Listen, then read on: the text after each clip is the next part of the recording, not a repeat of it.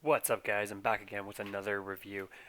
This time, this is something that I started using this weekend, and man, it is so awesome. I was like, I just got to share it with the rest of you. But basically, this is a review of the StalkerTV app. It's actually made by Informer, the same people that make the 254, the 256. So you can expect a similar service to a legit cable company. Very much like the set top boxes such as the Dreamlink T1, the AVOV, the SmartView boxes. All of those boxes absolutely give you the best, in my opinion, IPTV experience that you can get. So this is that app. Similar to those services. You can call it an emulator if you want, but it is actually made by the same company that makes the Meg 254 and specifically for your device. So first time you run it, this is the message that comes up. One thing you want to note here is that it says it only works with Stalker Middleware 5.0. Unfortunately, guys, that means that you cannot use the service with services such as IP Guys and a lot of other providers have been around a long time. They're still not upgrading to the newest version. So if you're going to spend the $4 or $5 to purchase this, it's available on the Play Store. I believe it's available for iOS as well. If you're going to spend that money, you really need to make sure that the service you have is Stalker Middleware 5.0. I can't help you with that. You're really going to need to talk to your resellers. Additionally, though, if you do find a provider that uses Stalker middleware, and there's a couple out there that are pretty good, you will need a reseller that actually knows how to activate the app. The instructions or their procedure that they need to follow as a reseller is actually different than if they were to activate a set-top box. So a lot of the guys out there, resellers, they might be great guys, a lot of great people out there. I'm not putting any resellers down, but not all resellers are that techy, and when it comes to the service behind the scenes and what's required, a lot of them are not that familiar. So just make sure that you have a good relationship with your reseller, and you can ask them these questions before going ahead and purchasing any servers. So basically, down here it gives you a list of the features that you can expect on your phone. This brings you all the TV channels on the EPG, and I'm going to go into that in this video. Is friggin' awesome. I would say better than the Mag 254, and dare I say it, probably easier to navigate than the Dreamlink T1. And I know most of you have probably watched that video already. If you're watching this video, you've probably seen the T1 video. There is no other EPG nicer than the T1 for the set-top boxes. So I just wanted to point that out. And then, of course, you can pause live TV and that stuff. So let's get into that. So basically, first time you launch the program, I've already put in my server credentials in settings. You don't need to see that. But let's go to TV. And so here's a list of all your stations. And I'm just going to pick, it tunes into the last station you were in automatically. So I was watching basketball. That's why you see that there. Basically, awesome TV. Press this button, brings up your EPG. So let's say I'm gonna show you guys some really cool stuff. So many stations to go through. I apologize for this. Just go right up to the top. I'm done looking through all these. So let's say we pull up ABC Spark. Station changes in the background automatically, and here's the EPG. And I mean, these EPGs go on for days and days and days. It's incredible. So you can see something that's going to be on later on during the week, and you can even set notifications. So if you select it, it says, "Do you want to set a notification?" So your phone will actually tell you when that show is going to come on. It's so awesome, guys.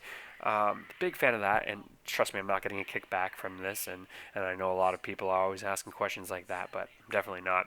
But let's say we go back. Let's go back to what we're watching right now. So this is what we're watching right now. But the coolest thing is if I go back, these are shows that aired hours ago. These aren't even on right now. So this is time shifting, and everybody that owns a set-top box knows. Well, the Dreamlink T1 supports it, and the Mag does. But if you're a Mag user, you know all about this. Basically, a show that aired hours ago, I can just pick a random show and hit play. And basically, I'm watching TV right now. something that aired a while ago, and which otherwise I would have missed. So it's great when you're on the go. If you're at work, if you didn't get to finish a show or you missed it, you can tune in and just rewind.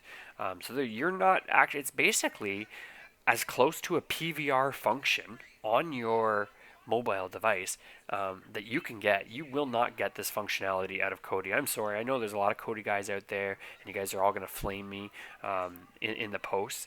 Bottom line is, you show me a plugin that can do this on Kodi, and I'll review that as well, and I'll do a side-by-side comparison. But at this point, nothing can compare with Stalker for a cable company-like experience. So this is absolutely fantastic. Additionally, obviously, you get lots of different stations here. Additionally, you can pick categories if you want to go through certain languages, sports, kids, adult, all these different categories. These are going to be different depending on the server that you choose. Favorites, obviously. The search function is really, really cool. Sorry if it's not fitting on the screen perfectly, but if I type in Fox, automatically over here, we get anything that's got the word Fox in it. So instead of going through hundreds and hundreds of stations, now I have every station here showing that has the word Fox in it. That makes sorting so fast. I mean, a remote on your television can't do it that fast. So for me, to be honest, I have so many different IPTV boxes. You guys have seen them all and stuff, but I don't see myself using much more than this app. It's that good. I'm that impressed with it, and I know in all my videos I get super hyped up, and I'm not putting down any boxes that you guys own. I'm just giving my honest opinion, and like I said, I just got this app yesterday, so it's pretty early to tell, but I haven't had one crash. I haven't had one problem yet. Stations load quick, at least with the server that I'm using, and you hit the X, and you're back here to the stations. So the back button brings me, you got to make sure, depending on the phone you have, you hit a back button by accident, it does kind of take you back to this menu, which to be honest is a little bit annoying because I hit it a couple times thinking I was going to pull. I'd like to basically, instead of hit that small button for the EPG, I'd like to hit the back button and get an EPG. I don't know if that's, yeah, I don't think that's an option. No, it's not an option. I don't think. It'd be nice to be able to customize those. So I'm going to knock at a point maybe for that. But once you get used to the button, but really there's no buttons. It's all just actually there's another. Oh, I haven't checked this out yet. I guess you can change the aspect ratio and all that stuff as well, which is kind of interesting. So so overall, I think this is totally worth the $4. Not sure how many of you guys even are going to spend the $4 because it could be sourced out on the web. But you know what? I stand behind these mag boxes, and I stand behind their software that they've been releasing. This Stalker idea is just fantastic, and hopefully we start seeing some other premium providers jump on board and start loading Stalker onto their servers. There's a lot of IPTV providers out there, and they got some great services, reliable, a lot of sports specific ones out there, and it'd be really great to get some of those guys on board as well. So anyways, approaching the 9-minute mark. Don't want to take up any more of your time, but this has been the StalkerTV app for Android. Love it. If you can source it out somewhere, gotta give it a go, guys. If you need mobile TV. There's one other thing that I wish I had have said at the beginning. Unfortunately, is that if you already have a provider, say a set-top box like a Meg or something like that in your house, and you're using a server that does support this app, unfortunately, you will need to get a separate account. You cannot have a set-top box activated and take that, even though you're only using one at a time, you can't. Once a set-top box gets activated, it's done so by MAC address, and this app does not have a MAC address. So unfortunately, you can't even flip back and forth, even if you wanted to. So in short, The app can be used on multiple devices, not at the same time, one device at a time.